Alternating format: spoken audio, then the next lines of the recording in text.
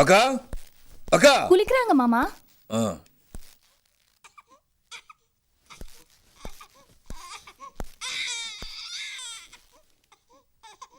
இங்க கொண்டு வாமா. என்னய்யா எனக்காக காத்துக்கிட்டு இருக்கேன்னு வேலைக்காரி வந்து சொன்னா? அது ஒண்ணும் இல்லக்கா, இனி கிருத்திகை இல்ல, திருச்செந்தூர் வரைக்கும் போயிட்டு முருகனை பார்த்துட்டு வரலான்னு கிளம்பினேன். உங்கள்கிட்ட ஒரு வார்த்தை சொல்லிட்டு போலான்னு பார்த்தேன். நீங்க குளிச்சுட்டு இருக்கிறதா சொன்னாங்க. சரி வரட்டுமேனு உட்காந்துட்டேன். வேற ஒண்ணும் இல்லக்கா. ஏன்பா மருமக கிட்ட சொல்லிட்டு போனா நான் கேட்டுக்க மாட்டானா? எனக்காக நீ இவ்வளவு நேரம் காத்துக்கிட்டு இருக்கணுமா? காத்திருந்தேனக்கா. நான் வளர்ந்து விவரம் தெரிகிற வயசு வர வரைக்கும் கல்யாணமே பண்ணிக்க மாட்டேன். அப்படி நான் கல்யாணம் பண்ணிட்டு போயிட்டா என் தம்பியை யார் பார்த்துக்குவான்னு சொல்லி நீங்க கல்யாணம் பண்ணாமே வாழ்ந்துட்டீங்க. எல்லாரும் உங்களை பார்த்து உன் தம்பிக்காக உன் கல்யாண வயசே விட்டுட்டேன்னு கேட்டபோது கூட கவலைப்படாம இன்னைக்கு வரைக்கும் எனக்காக ஒரு அம்மா ஸ்தானத்துல இருந்து பார்த்துட்டு இருக்கீங்களே, உங்களுக்காக நான் காத்துட்டு இருக்க கூடாதாக்கா? சரிப்பா, கோயிலுக்கு நேரமாச்சு, சந்தோஷமா போயிட்டு வந்துறேன். வரேன்க்கா. வரேன். வாங்கப்பா. வணக்கம் ஐயா. வணக்கம் ஐயா. வணக்கம் ஐயா. வணக்கம் வணக்கம். வணக்கம் ஐயா. வணக்கம்.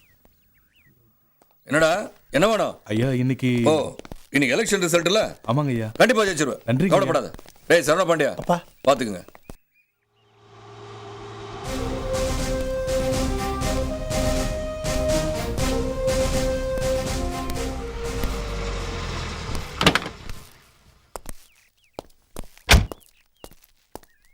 ஐயா வணக்கம் ஐயா.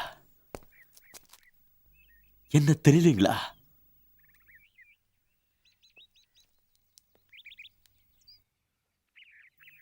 ஆந்தோப்புலேருந்து 30,000ங்க. வாழைத்தோட்டத்துலேருந்து ஒரு 45,000. அப்புறம் வயல்லேருந்து ஒரு 35,000ங்க. தென்னந்தோப்பில் ஒரு 25,000.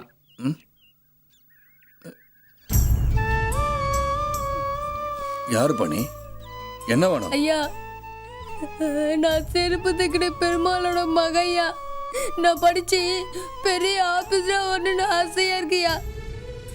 எங்க அப்பா என்ன படிக்க வைக்க கேட்டா போடா, நமக்கு ஒரு வேளை சொத்துக்கே வழி இல்ல, நமக்கெல்லாம் எதுக்குடா படிப்பு, பேசாம வந்து செருப்பு தைக்க கத்துக்க சொல்றாங்க ஐயா.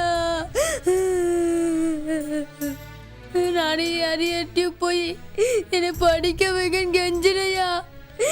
என்ன யாருமே படிக்க வைக்க மாட்டேன்றாங்கய்யா. பட்டிக்காரக்கார பாட்டி தான் சொல்லிச்சு, நீ போய் தரிசிங்க ஐயா பாரு, அவர் உன்னை படிக்க வைப்பாரு சொல்லிச்சியா.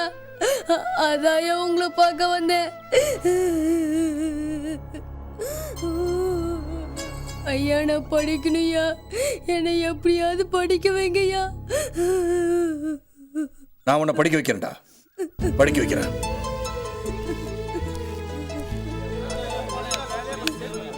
பெருமாள்,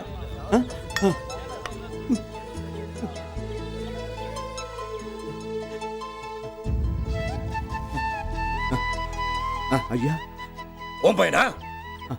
ஆமாங்க ஐயா. பட்டு நிறைய சோறு போட்டு கை நிறைய காசை கொடுத்து பள்ளிக்கூடத்துக்கு போடா பள்ளிக்கூடத்துக்கு போடான்னு சொன்னாலும் புளிய மரத்தை சுத்திட்டு வர பிள்ளைங்க மத்தியில இப்படி படிக்கணும்னு ஆசைப்படுற உன் பிள்ளைய ஒன்னால படிக்க வைக்க முடியலனாலும் என்கிட்ட கூட்டிட்டு வந்திருக்காம்ல, அறிவு கெட்டவன. கணக்கு பிள்ளை ஐயா, இன்னில இருந்து என் 2 பிள்ளைங்களோட இவனு எனக்கு ஒரு பிள்ளைடா. என் பிள்ளை என்ன படிக்கணும்னு ஆசைப்படுறானோ அந்த படிப்பை படிக்கணும். அதுக்கு எவ்வளவு எவ்வளவு செலவானாலும் பரவாயில்ல. அவன் ஆசைப்பட்ட படிப்புக்கு மாசம் மாசம் பணம் இங்க இருந்து போயாகணும். சரிங்கய்யா. படா, அப்ப நான் உன்னை படிக்க வைக்கிறேன். கைய கீழே போடுறா, நல்லா படி.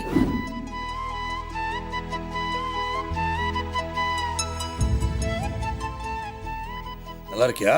நல்லா இருக்கையா. நான் திருநெல்வேலி கோர்ட்டுக்கு நீதிபதி ஆயிருக்கையா. அதான் உங்களை பார்த்து ஆசீர்வாதம் வாங்கிட்டு போலான்னு வந்தேன்.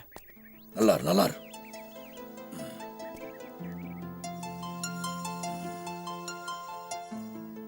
டேய் சரவணா, வாடா வாடா.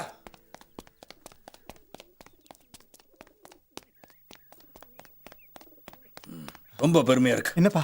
அண்ணன் நீதிபதியா இருக்காண்டா. இனிப்பா ஏதாவது கொண்டு வா. போ கொண்டு வா. வேற ஏதாவது வேணுமா? வேணும் ஐயா.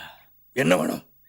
ஐயா, என்ன நீங்க படிக்க வைக்கும்போது உங்க 2 பிள்ளைங்களோட நானும் உங்களுக்கு ஒரு புள்ளன்னு சொல்லி என்னை படிக்க வச்சு இந்த அளவுக்கு ஆளாக்கி இருக்கீங்க.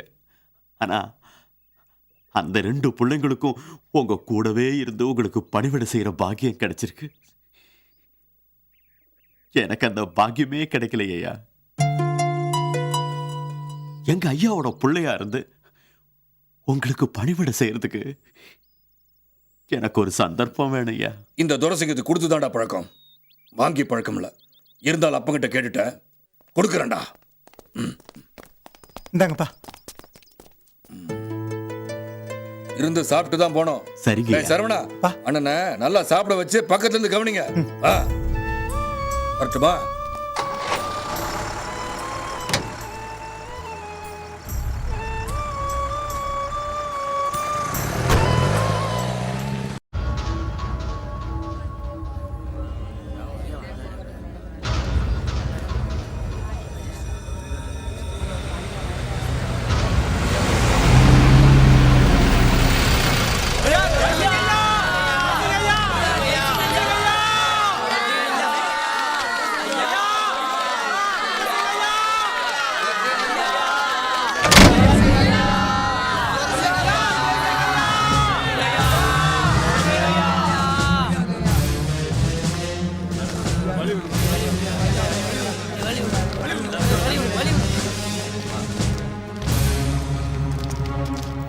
ஐயா, அன்னைக்கு என் வீட்டுக்கு வந்து அப்பா நான் நீதிபதி ஆயிட்டேன்னு சொல்லி உங்க புள்ளையா இருந்து பணிவிட செய்யறதுக்கு எனக்கு ஒரு சந்தர்ப்பம் கொடுங்கன்னு கேட்டியே, ஞாபகம் இருக்கா?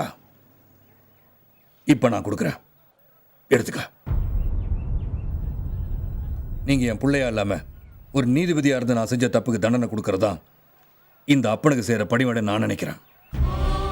அப்பா, உங்களுக்கு தண்டனை கொடுக்கறதுக்காகத்தான் இந்த நீதிபதி பதவி வரும்னு எனக்கு தெரிஞ்சிருந்தா நான் படிக்காமலே இருந்திருப்பேனப்பா. அப்பா, என் பிள்ளை இந்த அப்பனுக்கு நல்ல பிள்ளையா இருக்கிறத விட இந்த நாட்டுக்கு ஒரு நல்ல நீதிபதியா இருக்கணும் தான் நான் ஆசைப்படுறேன். கடமை எஸ்ஐ.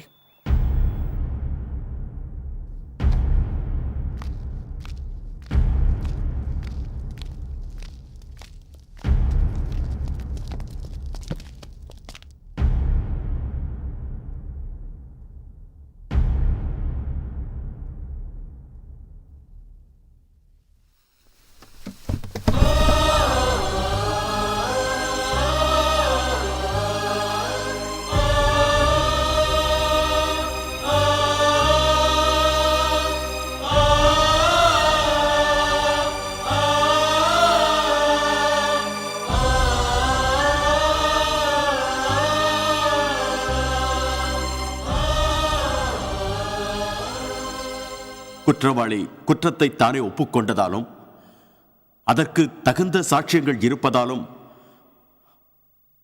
குற்றவாளி துரைசிங்கத்திற்கு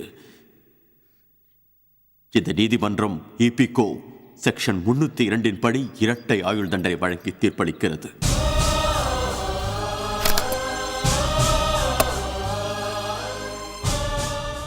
ஐயா நான் படிக்கணும்யா, என்னை எப்படியாவது படிக்க வைங்கய்யா.